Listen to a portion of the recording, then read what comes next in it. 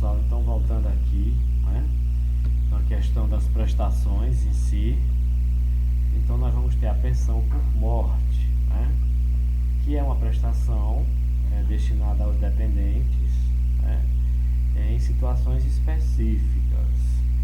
A pensão por morte, antes da reforma de 2014, né, certa lei que fez a primeira mudança mais significativa com relação à idade, né, em tempo de contribuição, e em seguida veio a reforma, né, de 2019, né, novembro de 2019. Então essa pensão por morte ela sofreu algumas alterações bem significativas. Então antes, quando por exemplo, né, morria o segurado, automaticamente, sem nenhuma carência, aquele grupo de dependentes, respeitando a ordem que aparecem, eles recebiam uma prestação do INSS. Tá? Agora não mais, agora tem toda uma legislação específica que alterou essa questão da pensão por morte no regime geral de previdência social. Em outros regimes, essa pensão ela já tinha uma certa limitação no que diz respeito ao valor, né, levando em consideração o que o segurado recebia. Então, a pensão por morte, ela hoje tem situações mais específicas que a gente vai ver mais à frente, mas é uma prestação, né, do INSS aos dependentes do segurado. Então, uma outra prestação, outro benefício que tem direito os dependentes é o auxílio reclusão. Então, um trabalhador, carteira assinada, tá certo? Por alguma situação, no final de semana ou até mesmo no ambiente de trabalho, ocorreu uma confusão e dessa confusão resultou um óbito, por exemplo, tá certo? Ou um crime que tenha sido grave, não necessariamente um óbito, mas que tenha sido grave, e que esse trabalhador agora ele vai ser recluso, ou seja, vai ficar preso, detido. Mas aí esse trabalhador tinha carteira assinada, certo? Ok, ele vai ter a justiça penal, né, que vai julgar quanto ao crime que ele cometeu, e aí tem a relação dele quanto contribuinte do INSS, né? Então vamos dizer que o pai e a mãe dele dependessem dele, ou que ele fosse casado, ou vivesse em união estável, e que tivesse, por exemplo, 3 ou 4 filhos, né? Então nessa situação aí, a gente percebe que esse trabalhador, esse empregado, melhor dizendo, ele vai deixar, enquanto ele estiver preso, obviamente, esse benefício para os seus dependentes. Mas também houve uma mudança nesse benefício, né? Antes eram só 12 contribuições que ele tinha que verter para a Previdência, para que ele tivesse tido. Agora são 24 contribuições. Ele, no caso, precisa ser considerado um trabalhador ou empregado de baixa renda, tá? Para que ele possa receber. Então esse auxílio é devido, minha gente, aos dependentes do segurado recluso, a pessoa que está presa aqui. Era contribuinte de Previdência Social. Mas se ele for contribuinte de Previdência Social, professor, e ele não tiver dependentes, obviamente ele não vai receber, tá, pessoal? Então é devido aos dependentes. E aí ele precisa ter vertido pelo menos 24 contribuições e ele precisa, por exemplo, comprovar que o salário dele não era alto, né? Era um salário que não chegava, por exemplo, a R$ 1.500, tá bom? Então, quanto ao dependente, nós vamos ter aí a pensão por morte, tá? E o auxílio reclusão. Então, quem é que vai receber? Quem é que vai receber? Né? Aquele grupo de dependentes lá, né, que eu falei para vocês, né? Então, a esposa, né, o esposo, o companheiro, a companheira, os filhos, os pais, né, irmãos, enteado e assim sucessivamente. Preenchida aquela ordem lá. Então, quem primeiro recebe? Em primeiro recebe, né, é a esposa, o esposo, o companheiro e os filhos. Não existindo esses, os pais vão receber, tá bom? E assim sucessivamente. E aí, quanto ao segurado e seus dependentes, nós vamos ter a questão, né, do serviço social, e aí, que são os treinamentos, as capacitações, as orientações fornecidas pelo INSS, né, que esses serviços obviamente vão se estender aos segurados e seus dependentes.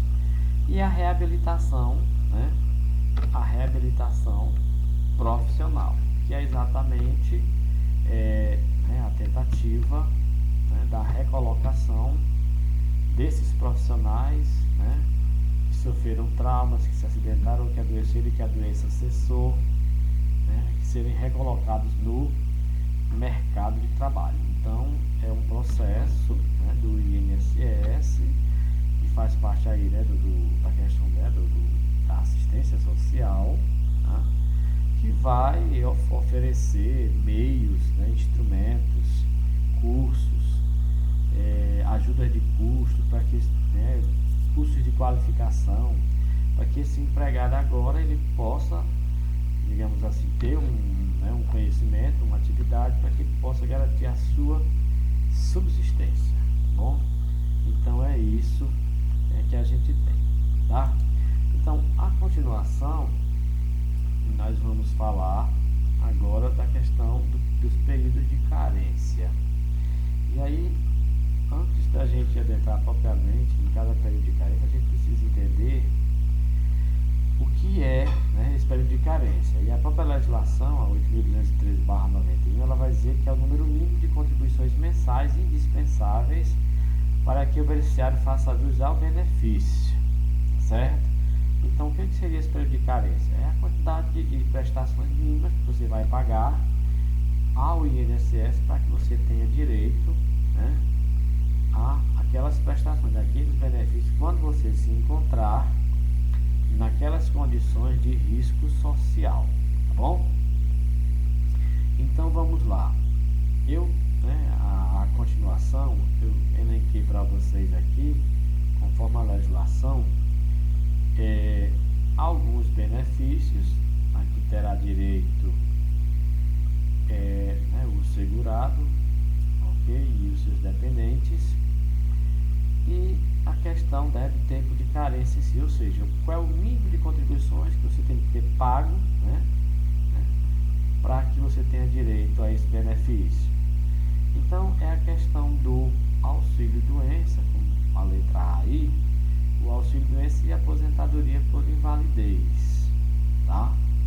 Então, neste caso aqui, você tem que ter vertido ou ter contribuído por pelo menos 12 contribuições mensais para que você tenha direito ao auxílio-doença, né, e aposentadoria por invalidez. Então, não é que você foi admitido hoje, semana que vem você adoeceu, por exemplo, doença de qualquer natureza, tá?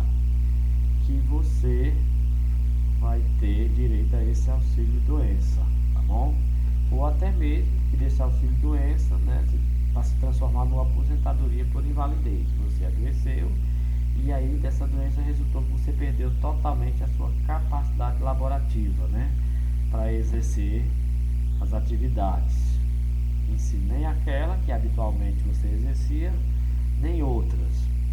Então, você só vai ter direito, né, a esse auxílio-doença e a essa aposentadoria por invalidez, tá, se você tiver contribuído pelo menos por 12 meses para a Previdência Social. Bom, então seria essa a situação. Então, a carência para o auxílio-doença e a aposentadoria por invalidez, tá bom? 12 contribuições mensais. Na letra B, nós vamos ter a aposentadoria por idade, tá? Então, a aposentadoria por idade e a aposentadoria também por tempo, essa aposentadoria por tempo de serviço, pessoal, ela não existe, tá certo? A gente vai ler aí como tempo de contribuição em si, tá bom? E e aposentadoria especial. Então, aposentadoria por idade e aposentadoria especial, certo?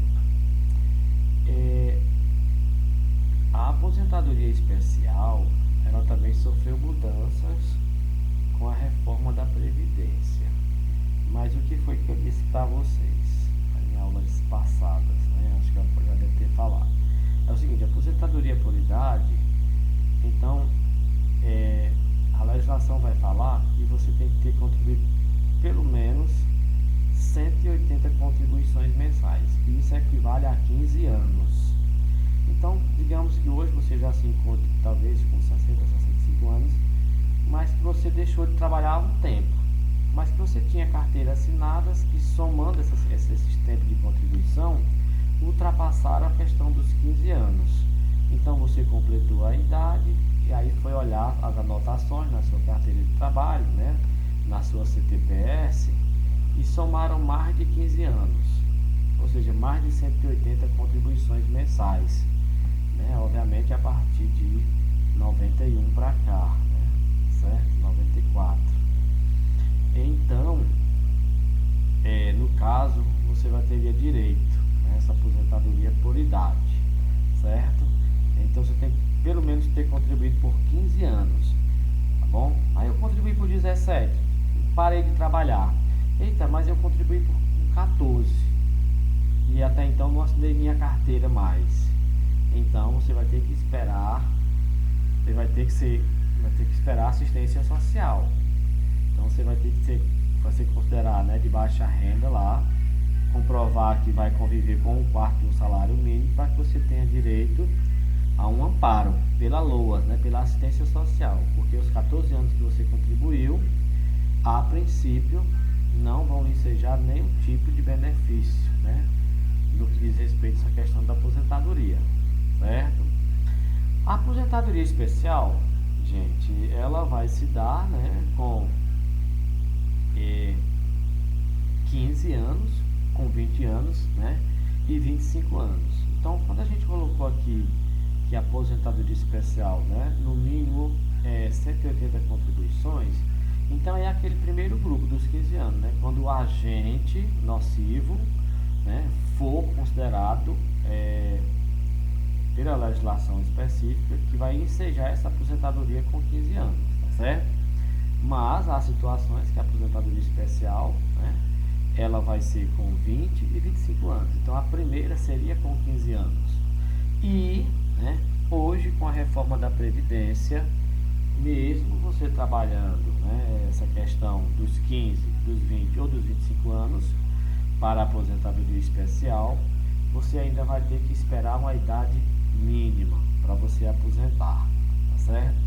Então essa aposentadoria especial, antes ela independia, né, do fator, né, do critério, do requisito e idade. Hoje não mais. Com a reforma previdenciária, ela agora passa, né, a preencher os dois requisitos, aliás, necessitar dos dois requisitos, tá bom? Que seria ter trabalhado nessas condições especiais com esses agentes, tá bom? Por 15, 20 ou 25 anos. E também agora você vai ter que esperar uma idade mínima, tá certo? Para que você possa aposentar-se. Então houve agora mais o acréscimo desse requisito idade em si. Então só para a gente passar para, né, o slide anterior, a gente tem que perceber o que é período de carência, tá pessoal? Então, período de carência nada mais é do que as contribuições, é o número de contribuições que você tem que pagar à Previdência Social para que você tenha direito aos benefícios, às prestações, né, aos serviços, podemos dizer assim, da Previdência Social, né, quando dela você precisar, né, que se encontrar naquelas situações, tá bom? Então, a continuidade aqui, nós vamos ter o salário maternidade, certo? E aí esse salário maternidade, né, as seguradas especiais também têm direito, né, lá da agricultura, de outras atividades afins, tá bom? Então, o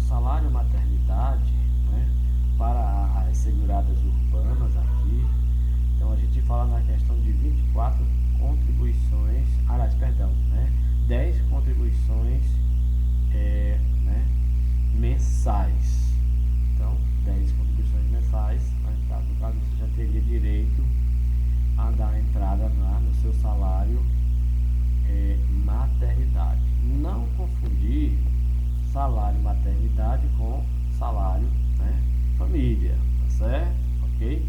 Então o salário maternidade precisa desse número de prestações, 10 prestações mensais, né, desse período de carência, para que, né, no caso a segurada, ela tenha direito, tá, a esse benefício em si. Então, outro benefício também, que eu acho que eu já falei que teve uma mudança significativa, é a questão do auxílio reclusão, né? Então, antes eram só 12 prestações mensais, né? Então, agora são 24 contribuições mensais para que para que os dependentes, né, desse segurado, ele tenha eles tenham direito, né, a esse benefício. Então, além das 24 contribuições mensais, ou seja, 2 anos só, depois de 2 anos que eles terão direito, então ainda tem que comprovar também a questão da renda, né, se existe, tem que ser considerado de baixa renda. Então tem 2 fatores, a questão do tempo de contribuição e a faixa salarial, né, que esse segurado ganhava, né, quando trabalhava na empresa. Só para perceber também, acho que eu já falei, que ele é um benefício que é destinado aos dependentes desse segurado, tá bom? Então prestar atenção nisso. Aí existem algumas prestações ou benefícios, né, que no primeiro momento independem, né, de carência, ou independiam, no caso aí da pensão por morte, né? Que seria, por exemplo, a pensão por morte, né, o salário família e o auxílio acidente. Então a pensão por morte realmente, antes de 2014, não precisava de carência, tá? Mas hoje a legislação específica ela diz que vai precisar de pelo menos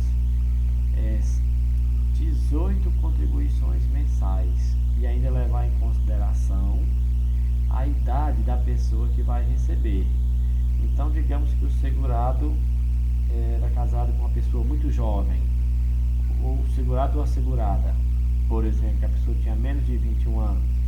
Então a legislação vai entender que essa pessoa não vai precisar receber essa pensão pela vida toda, certo? Porque é uma pessoa que vai, no caso, receber, que aliás tem todo o potencial para desenvolver a sua própria vida, certo? Já o salário de família não. Uma vez que você entra no mês seguinte, então, né, os seus dependentes, seus filhos menores de 14 anos, pela sua faixa salarial, eles já recebem, tá bom? E o auxílio acidente, né, essa questão acidentária tem um tratamento diferenciado na legislação, tá certo? Então o auxílio acidente também independe de carência, já teve pré-existente, muito provável, né, um auxílio doença, e o auxílio doença cessou, e aí começou o auxílio acidente. Então não existe carência. Então você entrou na empresa esse mês, no mês seguinte você acidentou, certo? Entrou no auxílio doença, depois no auxílio acidente, e aí não há que se comprovar carência para essa situação, ok? Então a gente vai dar uma paradinha aqui e em seguida a gente volta.